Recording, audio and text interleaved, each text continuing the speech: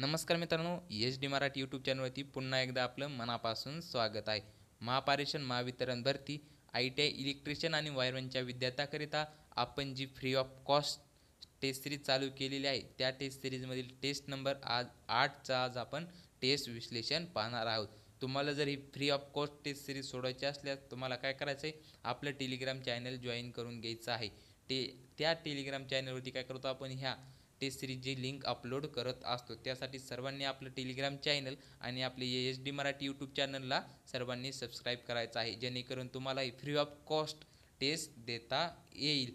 तर काय करायचं आहे, टेलिग्रामची लिंक आपल्या डिस्क्रिप्शन बॉक्समध्ये आहे किंवा चॅनलच्या बायोमध्ये सुद्धा आपल्या टेलिग्रामची लिंक भेटेल. तिथून तुम्ही टेलिग्राम चॅनल जॉईन करून घ्यायचं आहे. चला, कसल्याही प्रकारचा वेळ न वाया घालवता काय करू, आपण टेस्ट नंबर 8मध्ये विचारलेले क्वेश्चनचं आज आपण टेस्ट विश्लेषण पाहू. तर चला, क्वेश्चन काय विचारला होता पहा, फिडर प्रोटेक्शनसाठी खालीलपैकी कोणता रिले वापरतो? कोणत्या फिडर प्रोटेक्शनसाठी कोणता रिले वापरतो विचारले. ऑप्शन 1 पहा, थर्मल रिले. थर्मल रिले आपण कशासाठी वापरतो? तर ओव्हरहीटिंगच्या प्रोटेक्शनसाठी.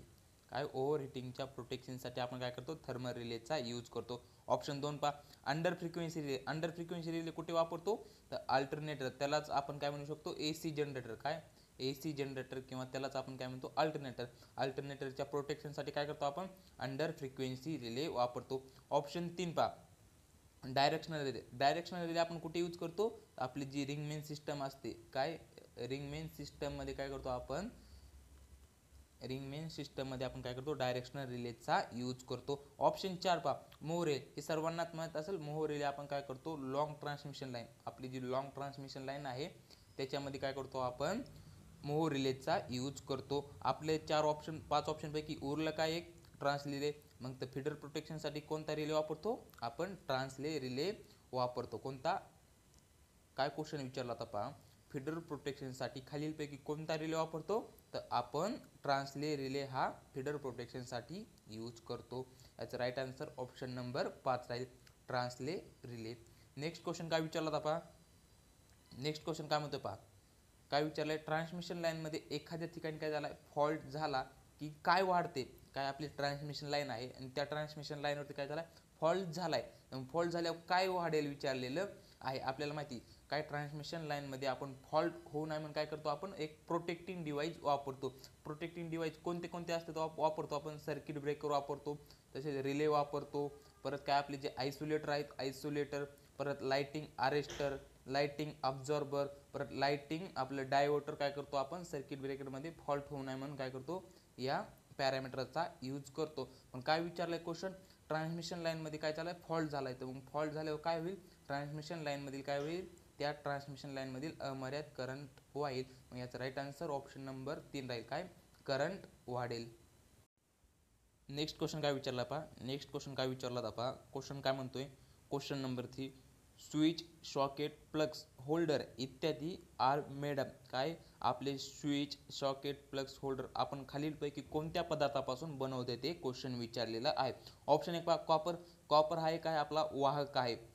कॉपर हा एक वाहक आहे. ऑप्शन 1 होईल का? ऑप्शन 1 होणार नाही. ऑप्शन 2 पहा, मायका. मायका हा एक आहे प्रतिरोधक, तो एक प्रतिरोधक आहे. मायका हा एक रेजिस्टन्स आहे. ऑप्शन 3 पहा, बॅकेलाइट. तर बॅकेलाइट पासून काय करतो आपण, आपला जो बॅकेलाइट मटेरियल आहे त्याच्यापासून काय करतो आपण, स्विच, सॉकेट, प्लग्स, होल्डर काय करतो आपण, बॅकेलाइट या मटेरियल पासून आपण बनवत असतो. तर याचा राईट आन्सर ऑप्शन नंबर 3 राहील, काय, बॅकेलाइट पासून काय, स्विच, सॉकेट, प्लग्स, होल्डर काय करतो आपण, या बॅकेलाइट मटेरियल पासून बनवतो. त्यासाठी याचा राईट आन्सर ऑप्शन नंबर 3 राहील. नेक्स्ट क्वेश्चन काय विचारला होता पहा, नेक्स्ट क्वेश्चन नंबर 4 काय म्हणतोय, the primary and secondary winding of auto transformer. काय ॲटो ट्रान्सफॉर्मरची प्रायमरी आणि सेकंडरी वाइंडिंग कशी कनेक्ट असते ते विचारलेलं आहे. आपल्याला माहीत असेल, ॲटो ट्रान्सफॉर्मरमध्ये ॲटो ट्रान्सफॉर्मरमध्ये एकच वाइंडिंग असते. किती? एकच वाइंडिंग असते. ॲटो ट्रान्सफॉर्मरमध्ये फक्त एकच वाइंडिंग असते आणि ती वाइंडिंग कशी, इलेक्ट्रिकली आणि मॅग्नेटिकली काय असते, कपल्ड असते.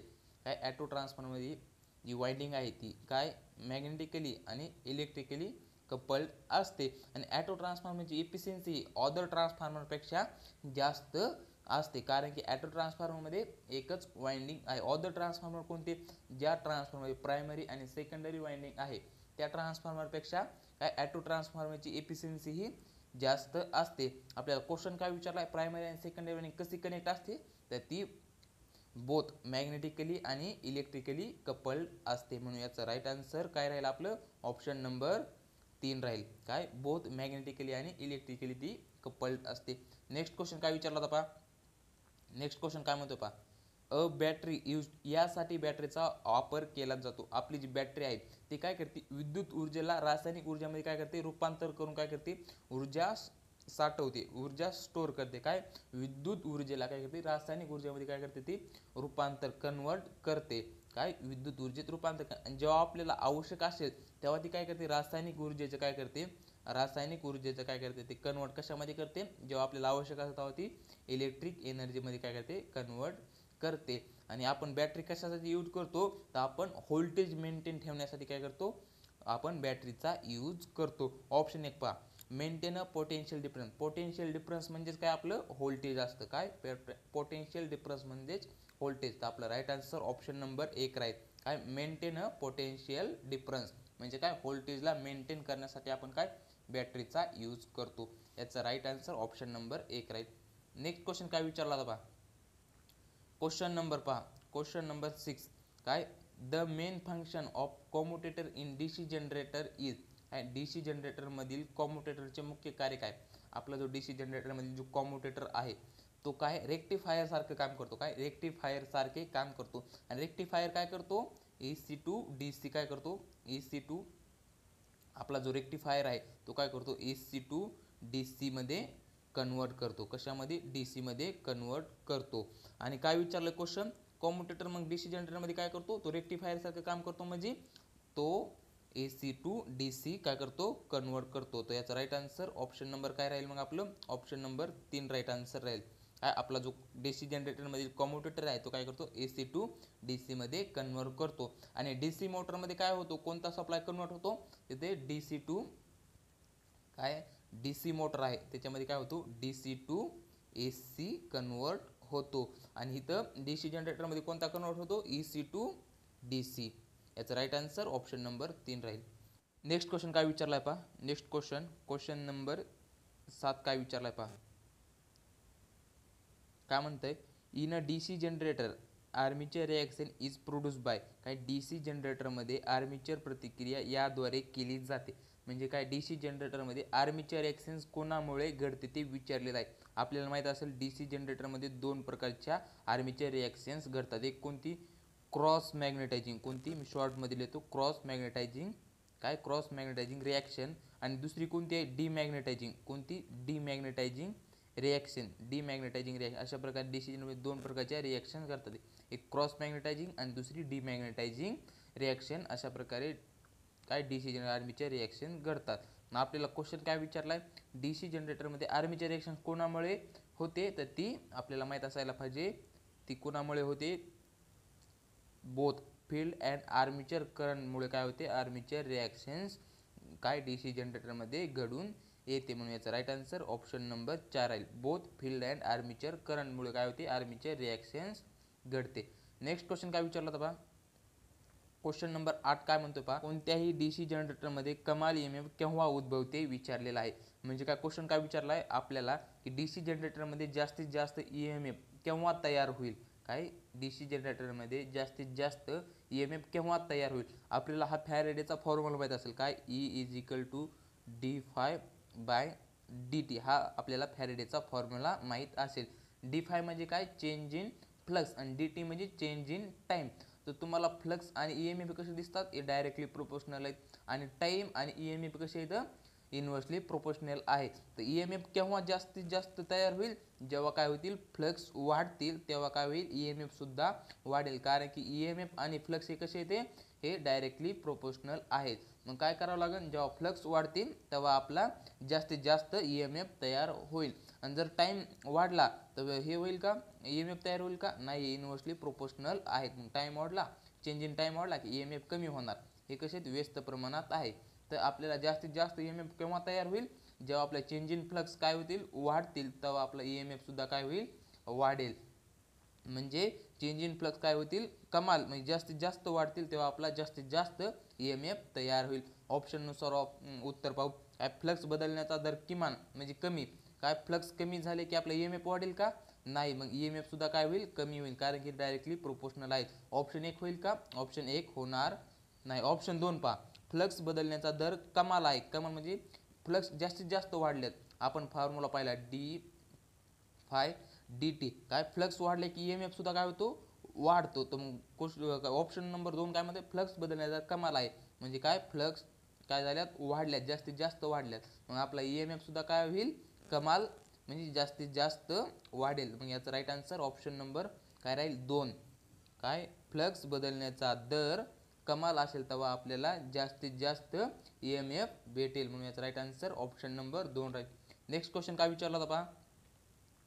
नेक्स्ट क्वेश्चन काय म्हणतो पहा, generally resistance of shunt use in ammeter is of dash value. काय साधारणपणे ॲममीटर मध्ये वापरल्या जाणाऱ्या शंटचा प्रतिकार किती असतो. आपण काय करत असतो, आपण ॲममीटर बनवताना काय आपले जे ॲममीटर आहे, ॲममीटर बनवताना काय करतो असतो, ॲममीटरच्या शंटमध्ये म्हणजे पॅरलरमध्ये काय करतो आपण, रेजिस्टन्स जोडत असतो. मग ते काय विचारले, त्याच रेजिस्टन्सची आपल्याला काय विचारली, व्हॅल्यू विचारलेली आहे. आपल्याला माहित असेल, आपण ॲममीटर बनवताना त्याच्या पॅरलरमध्ये काय व्हेरी लो रेजिस्टन्स, काय व्हेरी लो रेजिस्टन्स वापरतो. काय ॲममीटर बनवताना त्याच्या पॅरलरमध्ये आपण व्हेरी लो रेजिस्टन्स वापरतो. आणि ॲममीटर आपण काय ॲममीटर आपण काय करतो, सर्किटमध्ये कसा सिरीजमध्ये जोडतो, आणि ॲममीटर बनवताना त्याच्या पॅरलरमध्ये काय असतो, आपला व्हेरी लो रेजिस्टन्स वापरतो. आणि जर आपल्याला ॲममीटरची रेंज वाढवायची असल्यास काय करावं लागेल, आपला जो शंट रेजिस्टन्सच्या मदतीने काय करू शकतो, आपण ॲममीटरची रेंज वाढवू शकतो.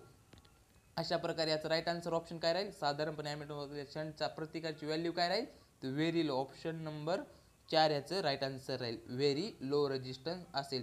नेक्स्ट क्वेश्चन काय विचारला होता पहा, काय क्वेश्चन विचारला, क्वेश्चन नंबर 10. काय अ पॉवर फॅक्टर मीटर आहेत. काय पॉवर फॅक्टर मीटरमध्ये काय असते, खाली ऑप्शन दिलेले आहेत, त्या ऑप्शनपैकी पॉवर फॅक्टर मीटरमध्ये काय असते ते विचारलेलं आहे. आपण पॉवर फॅक्टर मीटरने काय करतो, त्याच्या नावातच आहे, पॉवर फॅक्टर मीटरने आपण काय करतो, पॉवर फॅक्टर मेजर करतो. काय करतो, पॉवर फॅक्टर मीटरने आपण काय करतो, पॉवर फॅक्टर मेजर करतो. पॉवर फॅक्टर मीटरचे मुख्य 3 प्रकार पडतात. किती, मुख्य 3 प्रकार पडतात. एक आहे single phase power factor meter, काय single phase power factor meter, आणि दुसरं काय आहे, काय 3 फेज पॉवर फॅक्टर मीटर, आणि तिसरं हे दुसरं हे पहिलं काय आपण काय 2 पाहिले, single phase power factor meter, आणि दुसरं 3 फेज पॉवर फॅक्टर मीटर, आणि तिसरं मूविंग, काय करतो मी शॉर्ट मध्ये लिहून घेतो, मूविंग काय करतो, मूविंग आयर्न, इथे लिहितो moving iron.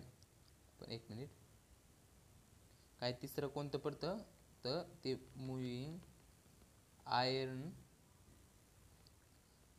Type power factor meter. काय आपण एक कोणतं पाहिलं, आपण कोणतं पाहिलं, single phase power factor meter, दुसरं कोणतं पाहिलं, 3 फेज पॉवर फॅक्टर मीटर. अशा प्रकारे पॉवर फॅक्टर मीटरचे मुख्य 3 प्रकार पडतात. किती, 3 प्रकार पडतात. पण आपल्याला विचारले काय, खालील ऑप्शन नुसार पाहिला असता पॉवर फॅक्टर मध्ये काय आहे, तर पॉवर फॅक्टर मीटर मध्ये आपल्याला माहित असायला पाहिजे, त्याच्यामध्ये खालील ऑप्शन नुसार त्याच्यामध्ये कंट्रोल स्प्रिंग नसते, म्हणजे याचा राईट आन्सर ऑप्शन नंबर 4 आहे, नो कंट्रोल स्प्रिंग. आहे पॉवर फॅक्टर मीटर मध्ये कंट्रोल स्प्रिंग्स नसतात, म्हणून याचा राईट आन्सर ऑप्शन नंबर 4 राहील. क्वेश्चन काय विचारला होता पहा, क्वेश्चन नंबर 11. क्वेश्चन नंबर 11 काय विचारला पहा, अ मेगर इज, काय मेगर एक मेगर आहे. मेगर हा कोणाच्या तत्वावरती कार्य करतो, आपल्याला माहित असेल, मेगर हा कोणाच्या तत्वावरती कार्य करतो, तर तो इलेक्ट्रोमॅग्नेट, काय इलेक्ट्रोमॅग्नेटिकच्या तत्वावर काय करतो, इलेक्ट्रोमॅग्नेटिकच्या तत्वावर आपला मेगर काम करत असतो, कार्य करत असतो. आणि मेगरने आपण काय करतो, हाय रेजिस्टन्स मेजर करतो. काय हाय रेजिस्टन्स मेजर करतो. परत इन्सुलेशन रेजिस्टन्स सुद्धा, इन्सुलेशन रेजिस्टन्स सुद्धा आपण काय मेगरने मोजू शकतो. आणि मेगर हा एक काय अर्थ रेजिस्टन्स यंत्र आहे. काय मेगर हा एक अर्थ रेजिस्टन्स यंत्र आहे. मग खाली ऑप्शन नुसार पाहू मेगर काय आहे. ऑप्शन काय म्हणतोय मुव्हिंग आयर्न टाईप इन्स्ट्रुमेंट आहे का. मेगर हा मुव्हिंग आयर्न टाईप इन्स्ट्रुमेंट नाही. ऑप्शन 1 होणार. ऑप्शन 2 पहा moving coil type instrument. Megger हा काय आहे तो ऑप्शन नंबर 2 पहा. मेगर हा एक मुव्हिंग कॉईल टाईप इन्स्ट्रुमेंट आहे. मग याचा राईट आन्सर ऑप्शन नुसार ऑप्शन नंबर 2 राहील. मुव्हिंग कॉईल टाईप इन्स्ट्रुमेंट आहे मेगर. Next question. आणि आपण काय पाहिलं मेगरने हाय रेजिस्टन्स मोजू शकतो. मेगर हा एक अर्थ रेजिस्टन्स यंत्र आहे आणि मेगर हा कोणाच्या तत्वावरती कार्य करतो तर तो इलेक्ट्रोमॅग्नेटिकच्या तत्वावर कार्य करतो. आणि मेगरने काय केला जातो हाय रेजिस्टन्स इन्सुलेशन रेजिस्टन्स मेजर केला जातो. नेक्स्ट क्वेश्चन काय विचारला होता पहा. Question number 12. क्वेश्चन नंबर 12 काय म्हणतोय 1 ओहम ते 1 मेगा ओहम पर्यंतचा प्रतिकार मोजण्यासाठी सर्वात योग्य खालीलपैकी पद्धत विचारलेली काय. 1 ओहम ते 1 मेगा ओहम कोणत्या मेथडने आपण मोजू शकतो तर आपल्याला माहित असेल 1 ओहम ते 1 मेगा ओहम पर्यंतचा रेजिस्टन्स आपण वेट स्टोन ब्रिज मेथडने काय करू शकतो मोजू शकतो. वेट स्टोन ब्रिज मेथडने आपण त्याचा प्रामुख्याने यूज कुठे करतो मीडियम रेजिस्टन्स मेजर करण्यासाठी. वेट स्टोन ब्रिजचा प्रामुख्याने उपयोग आपण काय करतो मीडियम रेजिस्टन्स मोजण्यासाठी. आणि वेटस्टोन ब्रिजने आपण 1 ओहम ते 1 मेगा ओहम पर्यंतचा सुद्धा रेजिस्टन्स मेजर करू शकतो. मग याचा राईट आन्सर काय राहील ऑप्शन नंबर आपलं 4 राहील. काय वेटस्टोन ब्रिज याचं राईट आन्सर राहील. 1 ओहम ते 1 मेगा ओहम पर्यंत कोणी वापरू शकतो तो ऑप्शन नंबर 4 राहील. नेक्स्ट क्वेश्चन काय विचारला होता पहा. Question number 13. Which of the following काय which of the following voltmeter ammeter is not use for AC system. काय AC प्रणालीसाठी कोणते होल्ट मीटर आपण होल्ट मीटर आणि ॲममीटर खालीलपैकी वापरलं नाही. Option moving type instrument. Moving type instrument आपण AC प्रणालीमध्ये वापरतो का वापरतो. मुव्हिंग आयर्न टाईप हा AC आणि DC या दोन्ही सप्लायवरती काय करतो कार्य करतो. ऑप्शन 2 पहा परमनंट मॅग्नेट मुव्हिंग कॉईल काय म्हणजेच आपली PMMC म्हणजेच काय permanent magnet moving coil type instrument काय करतो आपण AC मध्ये वापरत नाही. हा फक्त DC सप्लायवरती कोणत्या DC सप्लायवरती काय करतो कार्य करतो. कोणता PMMC म्हणजेच परमनंट मॅग्नेट मुव्हिंग कॉईल. आपल्याला तेच विचारलं AC प्रणाली खालीलपैकी कोणते होल्ट मीटर आणि ॲममीटर वापरले जात नाही तर ते कोणतं आहे permanent magnet moving coil type instrument आपण काय करत नाहीत यूज करत नाही. हा कारण की फक्त DC सप्लायवरती काय करतो कार्य करतो. याचा राईट आन्सर ऑप्शन नंबर 2 राहील permanent magnet moving coil. Next question काय विचारला होता पहा. नेक्स्ट क्वेश्चन काय म्हणतो का सिंगल फेज कॅपॅसिटर स्टार्ट मोटरचा कॅपॅसिटर स्विच डॅश वर जोडलेला असतो. आपली सिंगल फेज मोटर आहे ती काय नॉट अ सेल्फ स्टार्ट. काय सिंगल फेज इंडक्शन मोटर ही सेल्फ स्टार्ट नाही. आणि सिंगल फेज इंडक्शन मोटर काय सिंगल फेज मोटर ही आपण कमी HP साठी वापरतो. काय लेस HP साठी काय करतो सिंगल फेज मोटार वापरतो. आणि आपल्याला विचारलं काय सिंगल फेज कॅपॅसिटर स्टार्ट मोटरचा कॅपॅसिटर स्विच कसा जोडलेला असतो तर आपल्याला माहित असेल सिंगल फेज कॅपॅसिटर स्टार्ट मोटरचे कॅपॅसिटर हे स्टार्टिंग वाइंडिंगच्या कशा सिरीजमध्ये जोडलेले असते. तर अशा ऑप्शनमध्ये कुठे स्टार्टिंग वाइंडिंगच्या सिरीजमध्ये ऑप्शन नंबर 3 पहा स्टार्टिंग वाइंडिंगच्या सिरीजमध्ये काय असते कॅपॅसिटर स्विच जोडलेले असते. म्हणून याचा राईट आन्सर ऑप्शन नंबर 3 राहील स्टार्टिंग वाइंडिंगच्या सिरीजमध्ये. नेक्स्ट क्वेश्चन काय विचारला होता पहा. Question number 15. The squirrel cage induction motor has dash slip ring. काय स्क्वेरल केज इंडक्शन मोटरमध्ये किती स्लिप रिंग असतात ते विचारलेलं आपल्याला माहिती आहे. थ्री फेज इंडक्शन मोटरमध्ये 2 टाईपचे रोटर पडले होते. एक आपलं स्क्वेरल केज आणि दुसरं कोणतं होतं आपलं स्लिप रिंग. तरच फेज वाउंड सुद्धा म्हणू शकतो. काय फेज वाउंड आणि त्याला वाउंड सुद्धा म्हणू शकतो. कोणत्या स्लिप रिंगला दुसरं नाव काय होतं फेज वाउंड रोटर किंवा वाउंड रोटर मोटर सुद्धा म्हणू शकतो. स्लिप रिंग आपल्याला काय विचारलं स्क्वेरल केज इंडक्शन मोटरमध्ये स्लिप रिंग किती असतात ते विचारलेलं आहे. आपल्याला माहिती असेल स्क्वेरल केज इंडक्शन मोटरमध्ये स्लिप रिंगचा वापर केला जात नाही. म्हणजे त्यातील स्लिप रिंगची संख्या किती असते 0 असते. आणि फेज वाउंड रोटरमध्ये म्हणजे स्लिप रिंग मोटरमध्ये स्लिप रिंग वापरल्या जातात. आणि स्लिप रिंग मोटरमध्ये म्हणजेच आपली फेज वाउंड मोटर आहे त्यामध्ये किती स्लिप रिंग वापरल्या जातात तर तिथं 2 स्लिप रिंग वापरल्या जातात. आणि आपण त्या फेज वाउंड मोटरमधील स्लिप रिंगच्या मदतीने काय करू शकतो, त्याची स्पीड नियंत्रित करू शकतो. कोणत्या स्लिप रिंग म्हणजेच फेज वाऊंड मोटरमधील आपण काय स्लिप रिंगच्या मदतीने काय करू शकतो, आपण त्याचा वेग जी स्पीड आहे ती नियंत्रित करू शकतो. आणि स्लिप रिंगमध्ये किती 2 स्लिप रिंग असतात. स्क्वेरल केजमध्ये स्लिप रिंग ह्या 0 असतात. मग क्वेश्चन काय विचारला, the squirrel cage induction motor at added slip ring, तर किती असतात 0 स्लिप रिंग असतात. आणि फेज वन मध्ये 2 स्लिप रिंग असतात. याचं उत्तर ऑप्शन नंबर काय राहील 3 राहील 0. नेक्स्ट क्वेश्चन काय विचारला आता, क्वेश्चन नंबर 16. क्वेश्चन काय विचारला, induction motor greater than number of poles, काय इंडक्शन मोटरमध्ये खांबाची संख्या जास्त असेल तर काय होईल. ऑप्शन 1 काय म्हणते, ग्रेटर दॅन स्पीड. आपल्याला एन एसचा फॉर्म्युला माहित काय, N S is equal to 120F divided by P. हा काय आहे सिंक्रोनस स्पीडचा फॉर्म्युला आहे. तर काय म्हणते क्वेश्चन पहा, इंडक्शन मोटरमध्ये खांबाची संख्या जास्त आहे तर स्पीडवर काय परिणाम, काय खांबाची संख्या म्हणजे पोलची संख्या वाढली की स्पीड सुद्धा काय होईल, स्पीड हे कसे आहेत, हे इनव्हर्सली प्रोपोर्शनल. काय पोलची संख्या वाढली की आपली स्पीड काय होते, कमी होते. जर फ्रिक्वेन्सी वाढली तर काय होईल, स्पीड वाढेल, कारण की डायरेक्टली प्रोपोर्शनल आहे. पण यात ऑप्शन काय क्वेश्चनमध्ये काय विचारले, काय खांबाची संख्या वाढली तर स्पीडवर काय परिणाम, स्पीड ही कमी होईल.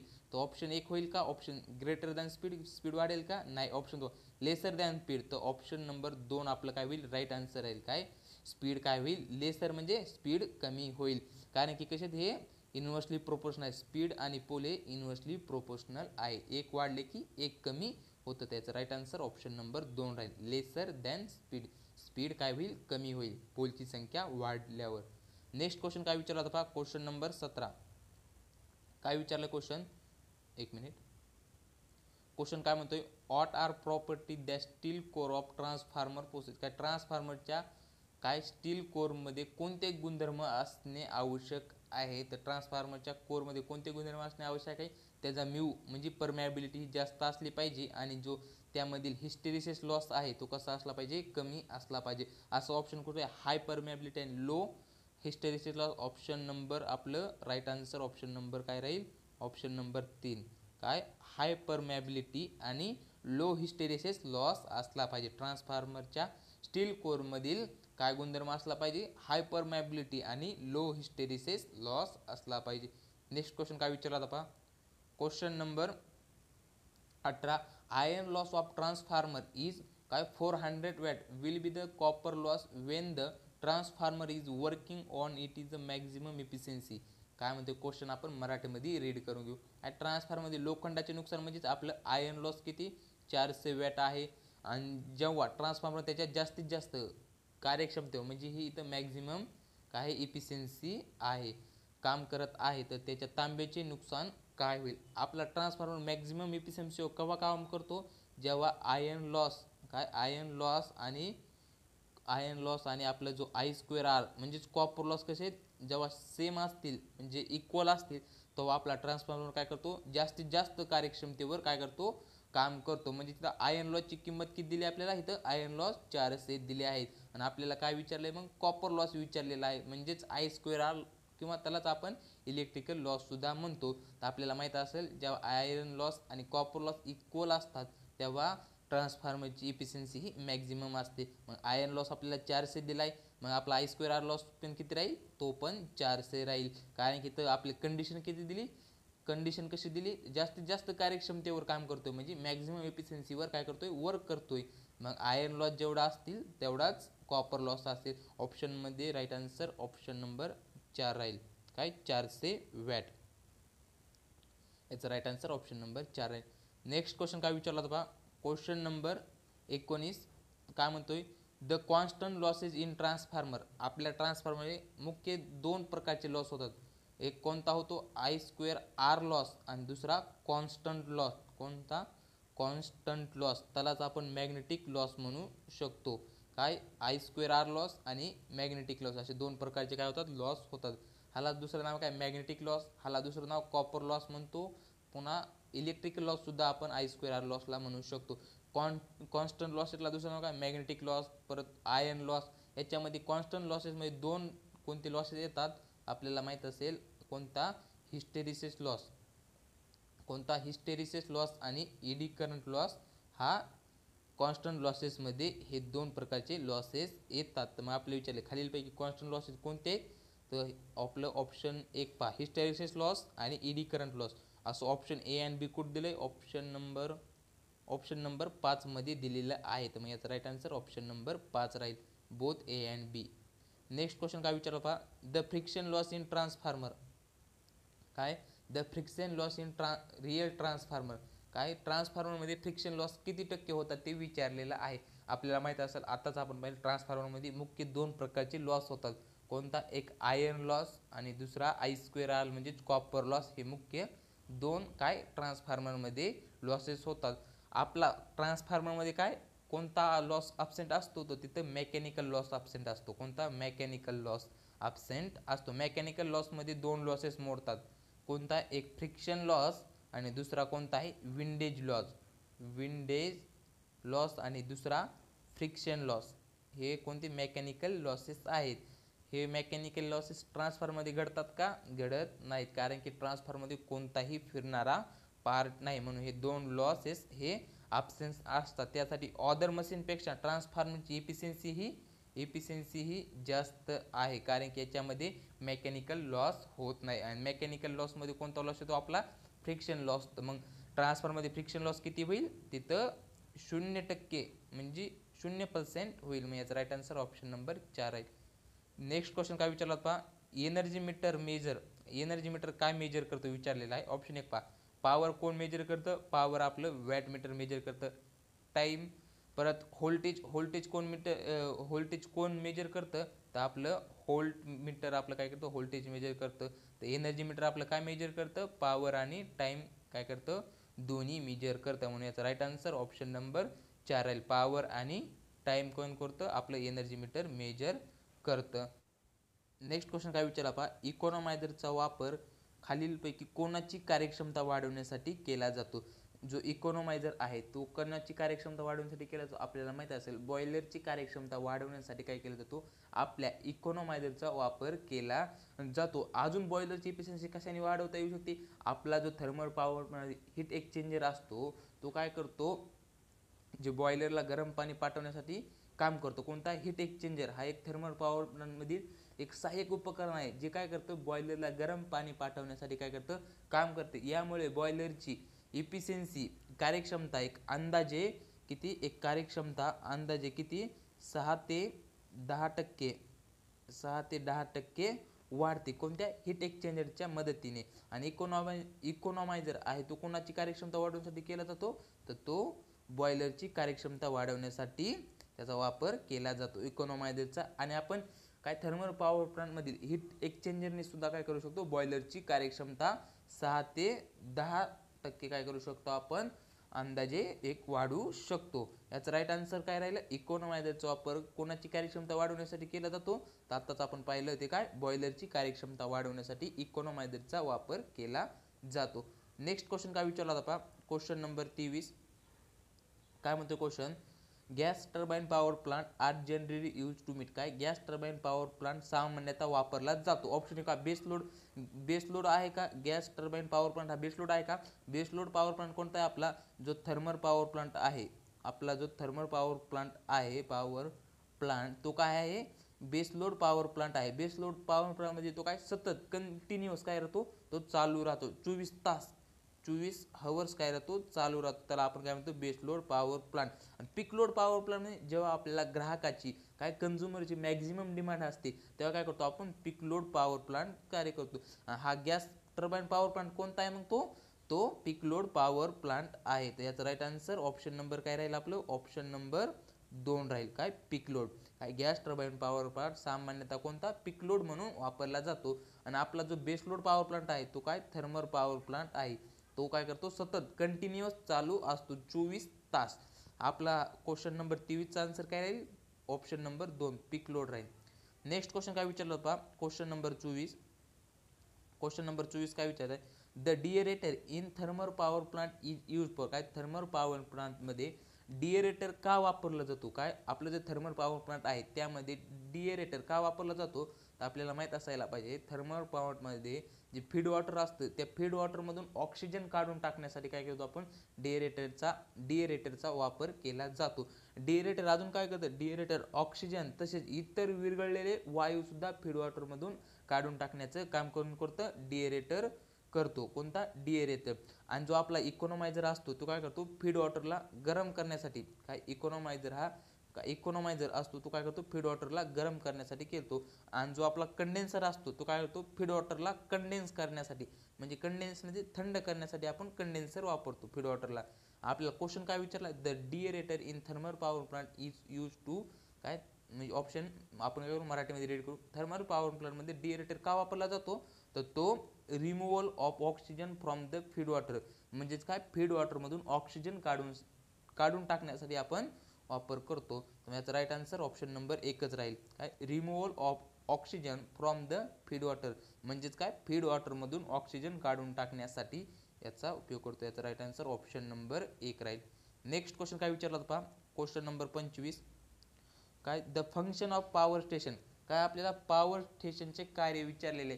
आपल्याला माहित असेल पॉवर स्टेशनचे कार्य काय आहे, काय आपली वीज जनरेट करणे, आपली जी विद्युत इलेक्ट्रिक आहे ती काय करणे जनरेट करणे. काय, पॉवर स्टेशनचं काम काय आहे, वीज निर्मिती करणे. आपण जिथे वीज निर्मिती करतो तिथं काय असतं, आपला एक तिथं स्टेप अप ट्रान्सफॉर्मर असतो. ते स्टेप अप ट्रान्सफॉर्मरला जी 11 kV आपण काय भारतामध्ये जनरली किती 11 kV काय केली जाते, वीज जनरेट केली जाते. ही 11 kV जनरेट केली जाते तर काय असतो, एक स्टेप अप ट्रान्सफॉर्मर असतो. तिथे स्टेप अप ट्रान्सफॉर्मर 11 kV काय सप्लाय तिथं पाठवला जातो. स्टेप अप ट्रान्सफॉर्मरचं कार्य काय, काय व्होल्टेजला वाढवणे. हाय व्होल्टेजने काय केलं जातं, हाय व्होल्टेज वाढवलं जातं. 220, परत 132 kV, 440, 765 kV पर्यंत काय केलं जातं, पॉवर स्टेशन पासून काय केलं जातं, हाय व्होल्टेज मध्ये रूपांतर केलं जातं. आणि त्या हाय व्होल्टेज ट्रान्समिशन लाईनच्या मदतीने काय केलं जातं, सबस्टेशनला आणलं जातं. आणि तिथून काय केलं जातं, आपलं स्टेप डाऊन ट्रान्सफॉर्मरच्या मदतीने जे 132 kV आहे त्याचं स्टेप डाऊन केलं जातं, किंवा 440 kV आहे ते काय केलं स्टेप डाऊन ट्रान्सफॉर्मरच्या मदतीने केलं जातं. ते सबस्टेशनमधून आपले फीडर मार्फत डिस्ट्रीब्युटरला येतं. डिस्ट्रीब्युटर मार्फत आपण सर्व्हिस म्हणून आपण आपल्या घरात सप्लाय येतो. आपल्याला क्वेश्चन काय विचारलं, द फंक्शन ऑफ पॉवर स्टेशनचे कार्य काय आहे, तर इलेक्ट्रिसिटी जनरेट करणं. ऑप्शन नंबर याचं 3 राईट आन्सर राहील. नेक्स्ट क्वेश्चन काय विचारला होता, क्वेश्चन नंबर 26. काय विचारला क्वेश्चन पहा, for high head and low discharge the water turbine using. काय, हाय हेड आणि कमी डिस्चार्जसाठी कोणते टर्बाईन वापरतो. ऑप्शन ए पहा, कपलाइन टर्बाईन कुठं वापरतो आपण, कपलाइन टर्बाईन हा आपण लो हेडसाठी वापरतो.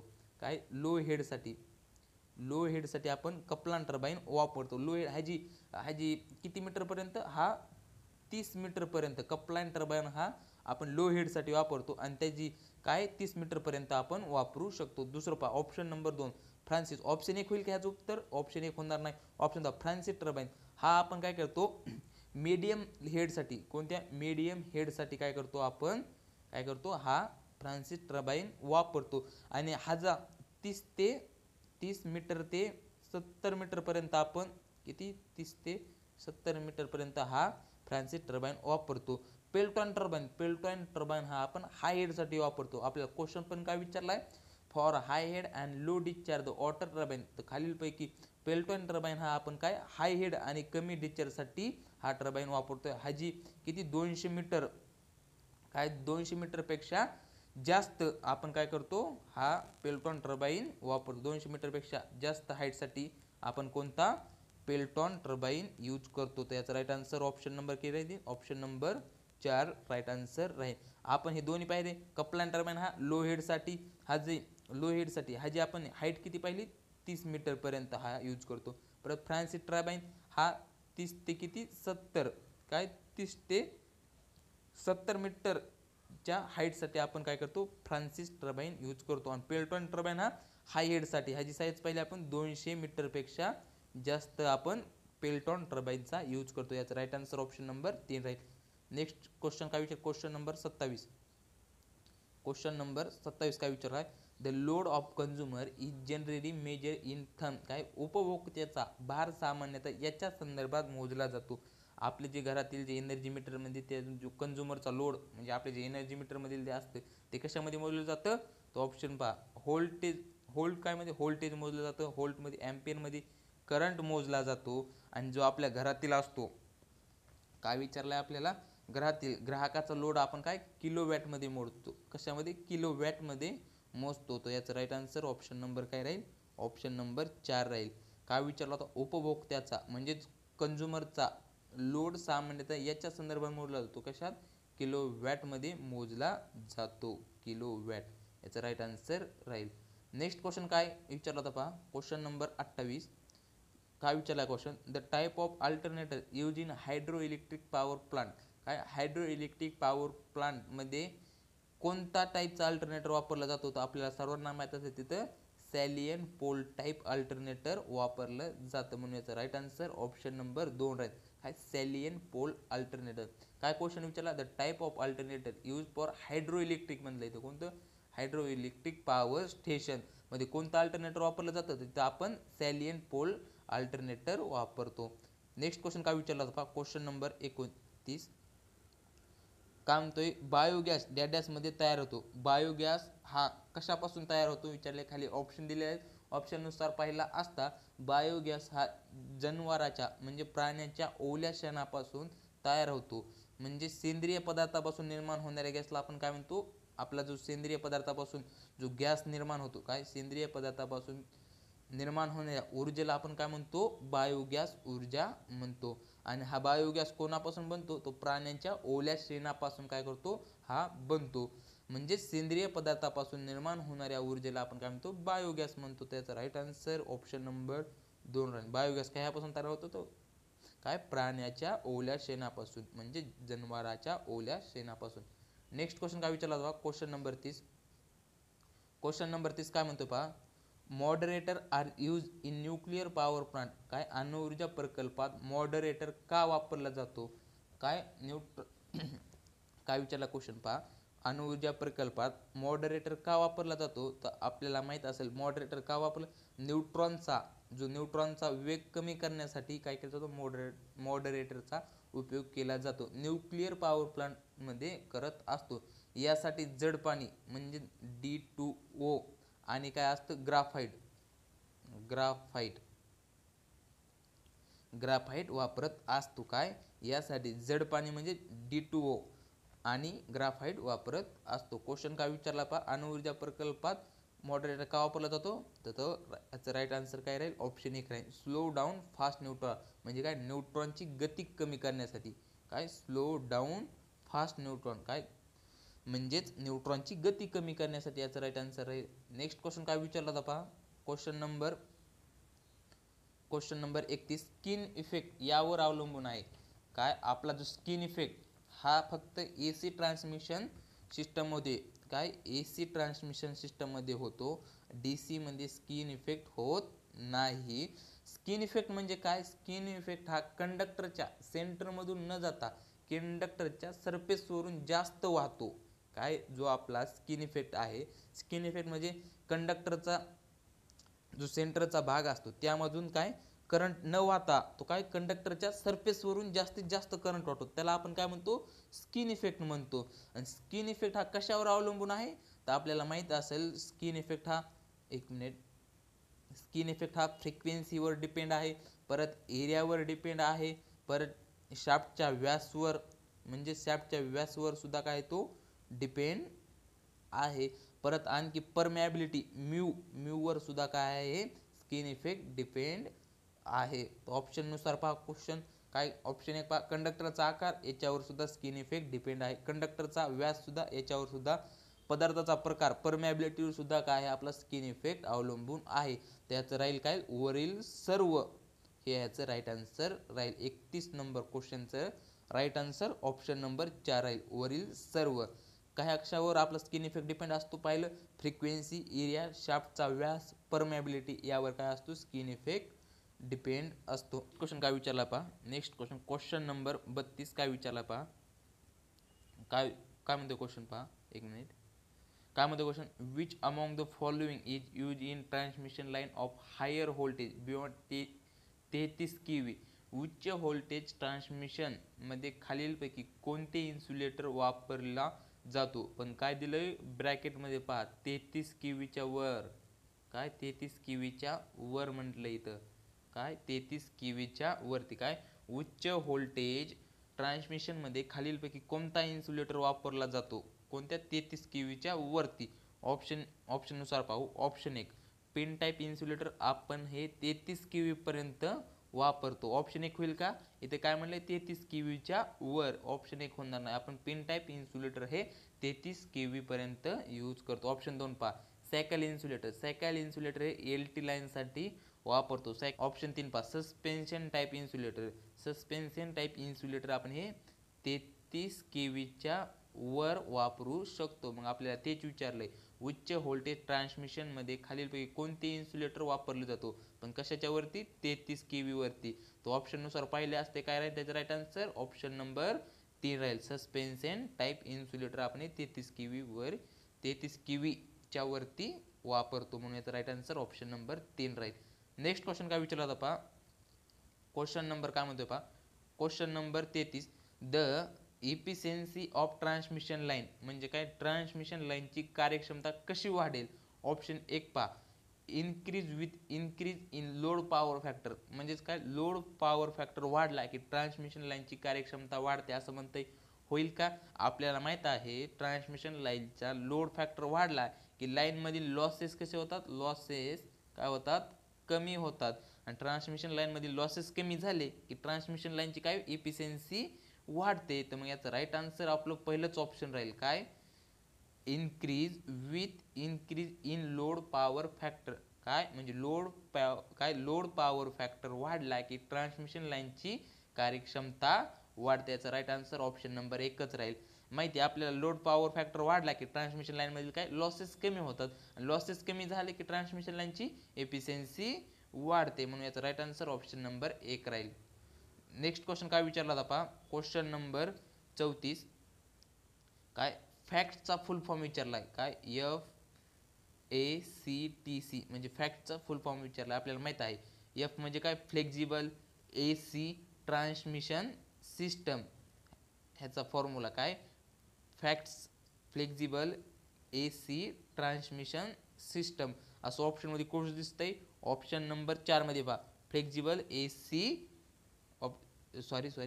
Flexible AC transmission system, option number 3 मध्ये पहा काय फ्लेक्झिबल AC ट्रान्समिशन सिस्टम, याचा राईट आन्सर ऑप्शन नंबर 3 राहील. काय फॅक्ट्स FACTC म्हणजे काय फ्लेक्झिबल AC ट्रान्समिशन सिस्टम, याचा राईट आन्सर ऑप्शन नंबर 3 राहील.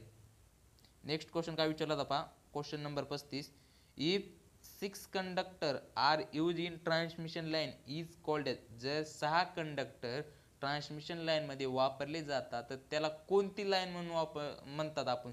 ऑप्शन 1 पहा मल्टी लाईन सर्किट, ऑप्शन 1 होणार नाही. ऑप्शन 2 पहा सिंगल सर्किट लाईन, ऑप्शन 2 सुद्धा होणार. ऑप्शन 3 पहा 6 सर्किट लाईन, 6 कंडक्टर आहेत म्हणजे 6 सर्किट लाईन होईल का, नाही. ऑप्शन 2. ऑप्शन 4 पहा तर ती लाईन कोणती येईल, double circuit line.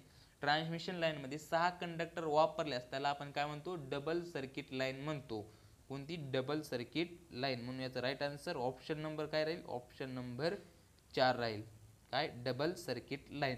Single circuit line आणि डबल सर्किट लाईन या दोन्ही लाईन आपण काय करतो 132 केवी असेल 400 केवी असेल या लाईन्स मध्ये आपण ह्या वापरू शकतो. डबल सर्किट लाईन 132 केवी किंवा 400 केवी साठी सिंगल सर्किट लाईन किंवा डबल सर्किट लाईन. याचा आपला प्रश्न काय विचारला होता मग, जर 6 कंडक्टर ट्रान्समिशन लाईन मध्ये वापरले त्याला काय म्हणतात, त्याला डबल सर्किट म्हणतात, म्हणून याचा राईट आन्सर ऑप्शन नंबर 2 होईल. ऑप्शन 3 होईल का 6 सर्किट लाईन होईल का, 6 कंडक्टर दिले मध्ये 6 सर्किट लाईन होईल का, नाही. ऑप्शन सिंगल सर्किट होईल का, नाही. मल्टी सर्किट सुद्धा होणार नाही, ती काय होईल डबल सर्किट लाईन होईल, म्हणून याचा राईट आन्सर ऑप्शन नंबर 4 राहील. नेक्स्ट क्वेश्चन काय विचारला पहा, क्वेश्चन नंबर 36 काय विचारलाय, the type of connection generally use at the beginning of high tension transmission line, म्हणजेच मराठीमध्ये आपण काय करू वाचून घेऊ. सामान्यतः हाय टेन्शन ट्रान्समिशन लाईनच्या सुरुवातीला वापरल्या जाणाऱ्या कनेक्शनचा प्रकार विचारलेला आहे.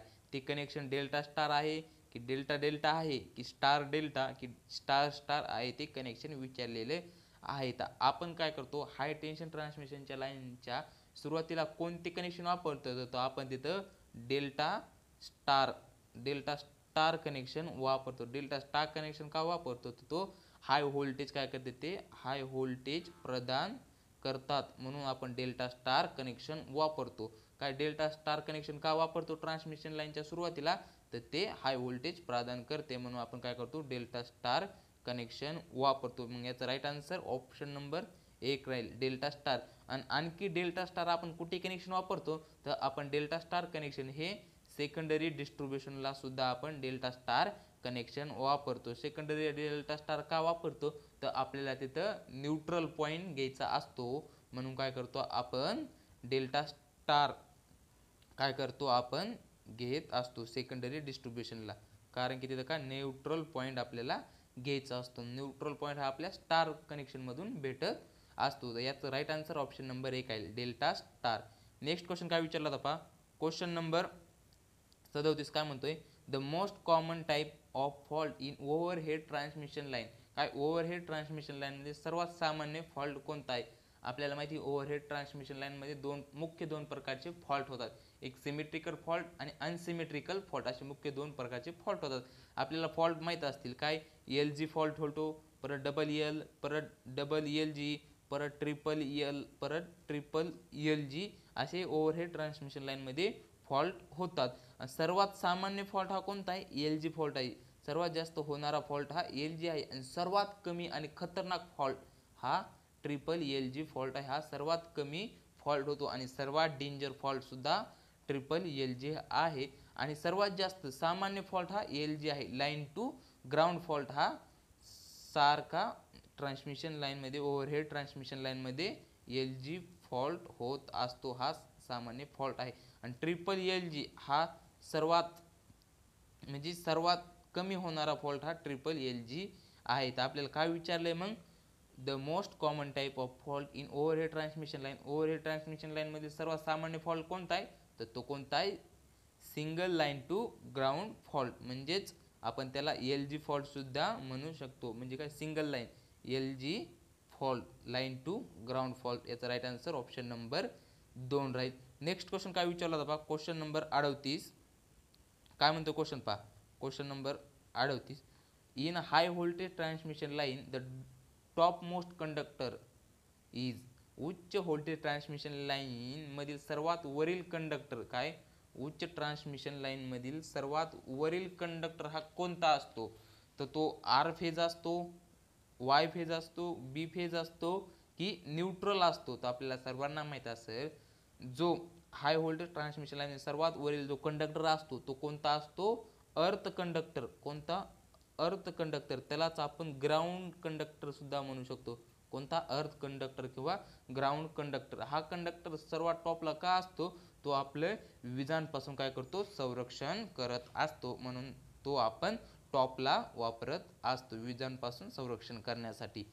तो काय विचारला क्वेश्चन मग, तो सर्वात वरील कंडक्टर कोणता आहे, तर तो अर्थ कंडक्टर आहे. याचा राईट आन्सर ऑप्शन नंबर 5 राहील, अर्थ कंडक्टर किंवा आपण त्याला ग्राउंड कंडक्टर म्हणू शकतो. नेक्स्ट क्वेश्चन काय विचारला होता पहा, क्वेश्चन नंबर 39 काय म्हणतोय क्वेश्चन पहा, थिंबल्स आर यूज्ड. काय थिंबलचा वापर येथे केला जातो. आपण थिंबलचा वापर कशासाठी केला जातो, तर तो तुम्हाला माहित असायला पाहिजे. थिंबलचा वापर ॲल्युमिनियम कंडक्टरच्या समाप्त होणाऱ्या टोकांना काय एकाच वायरमध्ये काय रूपांतरित करण्यासाठी काय केला जातो, आपण थिंबलचा वापर केला जातो. आणि थिंबलचा वापर हा व्हेरी हाय व्होल्टेजमध्ये केला जातो.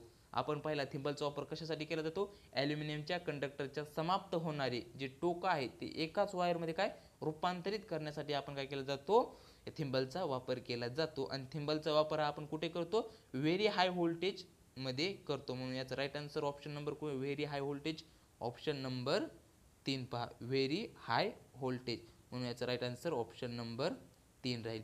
नेक्स्ट क्वेश्चन काय विचारला होता पहा, question number 40, which type of cable. काय म्हणतो क्वेश्चन, एक मिनिट क्वेश्चन सेट करून घेतो.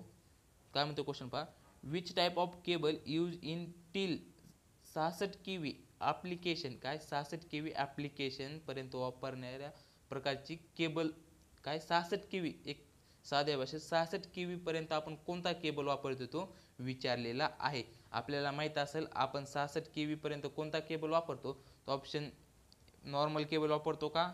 नाही. ऑप्शन 1 होणार नाही. ऑप्शन 2 पहा, बेल्टेड केबल. बेल्टेड केबल हा आपण किती 11 केव्ही ते किती 22 केव्ही पर्यंत काय करतो बेल्टेड केबल वापरतो. ऑप्शन 2 पहा, केबल विथ इन्सुलेटर होईल का? ऑप्शन 2 होणार केबल विथ इन्सुलेशन. काय केबल विथ इन्सुलेटर होईल का? ऑप्शन 3 सुद्धा होणार. ऑप्शन 4 पहा, स्क्रीनेड केबल.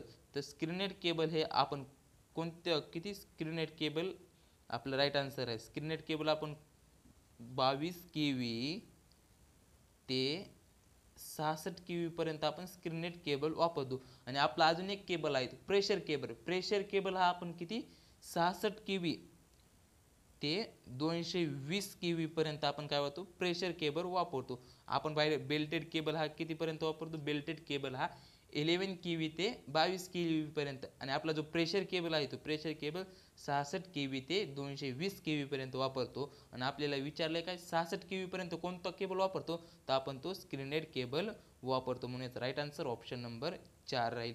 नेक्स्ट क्वेश्चन काय विचारला होता पहा, क्वेश्चन नंबर 41.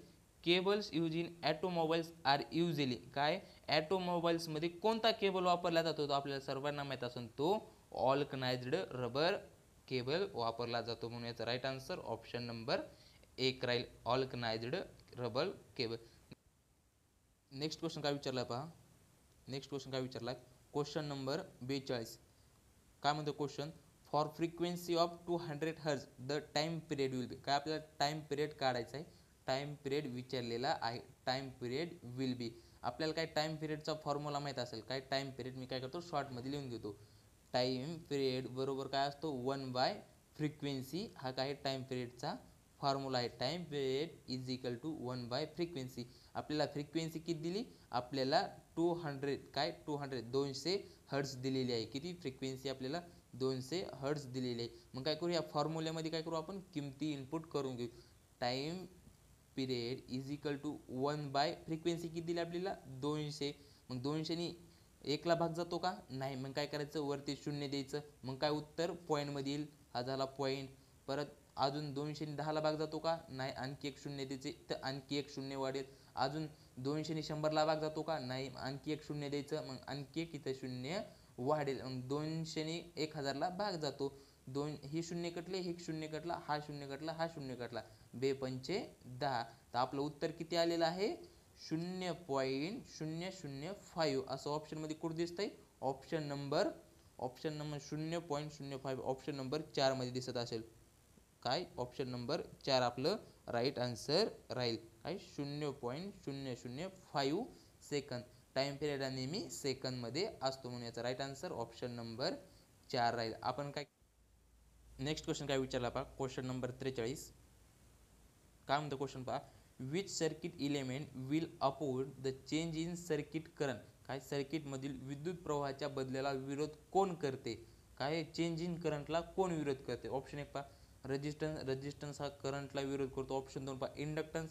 इंडक्टन्स हा काय करतो चेंज इन करंटला विरोध करतो. मग आपलं राईट आन्सर ऑप्शन नंबर 2 राहील. इंडक्टन्स हा काय करतो चेंज इन करंटला काय करतो बदलणाऱ्या करंटला काय करतो विरोध करतो. म्हणून आपलं राईट आन्सर ऑप्शन नंबर 2 राहील इंडक्टन्स. ऑप्शन 3 पहा कॅपॅसिटन्स. कॅपॅसिटन्स हा चेंज इन व्होल्टेजला म्हणजे बदलणाऱ्या व्होल्टेजला काय करतो अपोज करतो. कोण कॅपॅसिटन्स.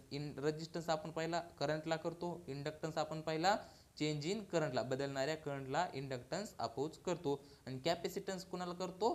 कॅपॅसिटन्स हा सडन चेंज होणाऱ्या व्होल्टेजला म्हणजे बदलणाऱ्या व्होल्टेजला कोण करतो कॅपॅसिटन्स अपोज करतो. याचा राईट आन्सर ऑप्शन नंबर काय ऑप्शन नंबर 2 इंडक्टन्स या क्वेश्चनचं आन्सर राहील.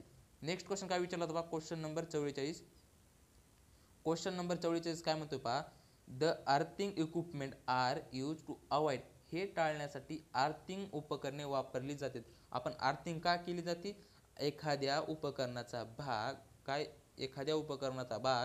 विजेच्या संपर्कात आला तर त्या बॉडी मधून काय होतो लिकेज करंट काय होतो फ्लो होतो वाहू लागतो.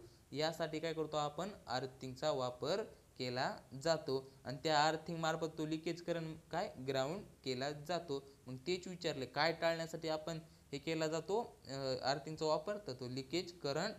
याचं राईट आन्सर राहील ऑप्शन नंबर 3 याचं राईट आन्सर राहील.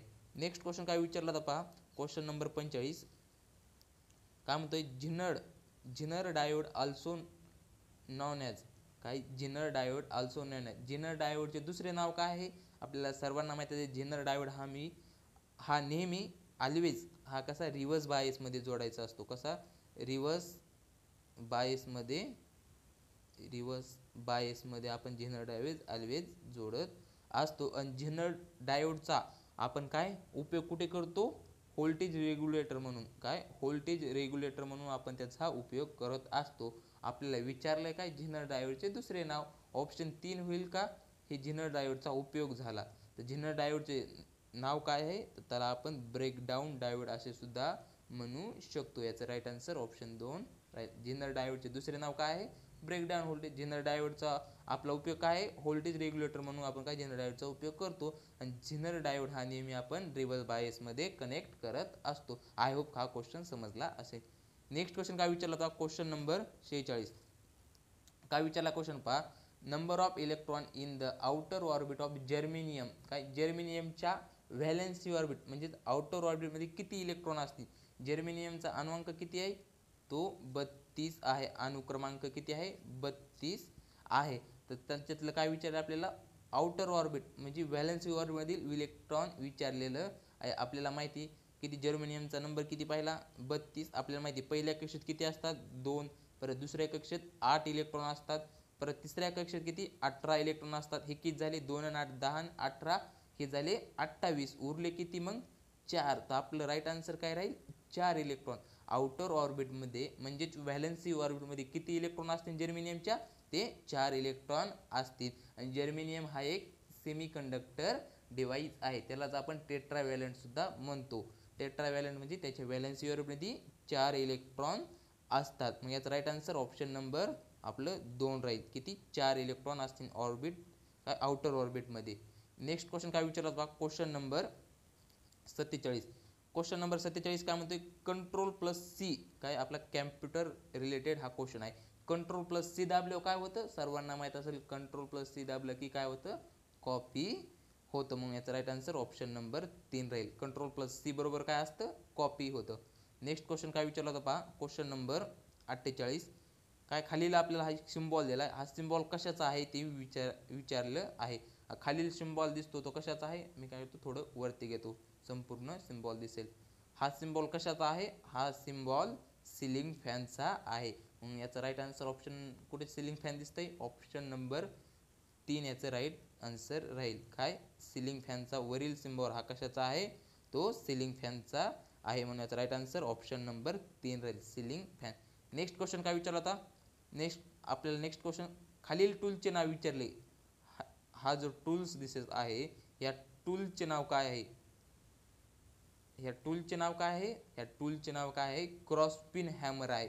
हा जो टूल्स दिसत आहे हा कोणता आहे, क्रॉसपिन हॅमर आहे. आणि क्रॉसपिन हॅमरचा आपण यूज कुठे करतो, लाकूड कामामध्ये, जसे फर्निचर वगैरे याच्यामध्ये काय करतो आपण क्रॉसपिन हॅमरचा उपयोग करतो. एकदम सोपा क्वेश्चन विचारला होता. याचा राईट आन्सर ऑप्शन नंबर काय राहील, क्रॉसपिन हॅमर कुठे दिसतोय, ऑप्शन नंबर 3 मध्ये दिसतंय. म्हणून याचं 3 राहील. आणि याचा उपयोग कुठे करतो आपण, लाकूड कामामध्ये, फर्निचरमध्ये आपण याचा यूज करतो. नेक्स्ट क्वेश्चन काय विचारला होता पहा, क्वेश्चन नंबर 50 खालील इन्सुलेटर हा कोणता आहे, जो तुम्हाला इन्सुलेटर दिसत आहे, एक मिनिट मी क्वेश्चन सेट करून घेतो. काय विचारले, हा खालील इन्सुलेटरचं नाव विचारले. हा इन्सुलेटर कोणता आहे, तर सर्वांना माहित असेल हा इन्सुलेटर काय आहे, सॅकल इन्सुलेटर आहे. सॅकल इन्सुलेटर आपण कुठे वापरतो, लो व्होल्टेज एल टी लाईनला आपण काय करतो, सॅकल इन्सुलेटर वापरतो. लो व्होल्टेज डिस्ट्रीब्युशन लाईन्समध्ये आपण वापरतो. आणि जसे की एखाद्या लाईनच्या क्रॉसच्या ठिकाणी किंवा लाईनच्या एंडिंगला आपण काय करतो, हा सॅकल इन्सुलेटर वापरत असतो. हा कोणता इन्सुलेटर आहे, सायकल. ऑप्शन मध्ये कुठे दिसतंय, cycle type insulator, option number 2 cycle type insulator. अशा प्रकारे आपण टेस्ट नंबर 8 मधील किती टोटल 50 क्वेश्चन पाहिलेले आहेत. टेस्ट नंबर 8 मधील आज आपण टोटल 50 क्वेश्चन पाहिलेले आहेत. आय होप तुम्हाला ही टेस्ट आवडली असेल. तुम्हाला जर ही टेस्ट आवडली असल्यास काय करायचं आहे, आपल्या व्हिडिओला लाईक आणि चॅनलला काय करायचं आहे, सर्वांनी सबस्क्राईब करायचं आहे. आणि ही टेस्ट सिरीजचा व्हिडिओ आपल्या मॅक्झिमम मित्रापर्यंत तसेच व्हॉट्सअप ग्रुपवरती शेअर करायचा आहे. आणि तुम्हाला एक महत्त्वाची सूचना आहे, ही आपण फ्री टेस्ट सिरीज चालू केलेली आहे. एकही रुपया घेतला जात नाही. तुम्हाला जर फ्री टेस्ट सिरीज द्यायची असेल तर काय करायचं, आपलं टेलिग्राम चॅनल काय करायचं, जॉईन करून घ्यायचं आहे. त्या टेलिग्राम चॅनलवरती आपण काय करत असतो, ह्या फ्री टेस्ट सिरीजच्या लिंक अपलोड करत असतो. त्यासाठी तुम्ही तिथून काय करायची, टेस्ट द्यायची आहे. टेस्ट देण्यासाठी मग टेलिग्राम चॅनल जॉईन करावे लागेल. त्या टेलिग्रामची लिंक आपल्या डिस्क्रिप्शन बॉक्समध्ये आहे किंवा आपल्या चॅनलच्या बायोमधून सुद्धा तुम्ही जॉईन होऊ शकता. आणि आपल्या या यूट्यूब चॅनलला सर्वांनी काय करायचं आहे, सबस्क्राईब करायचं आहे.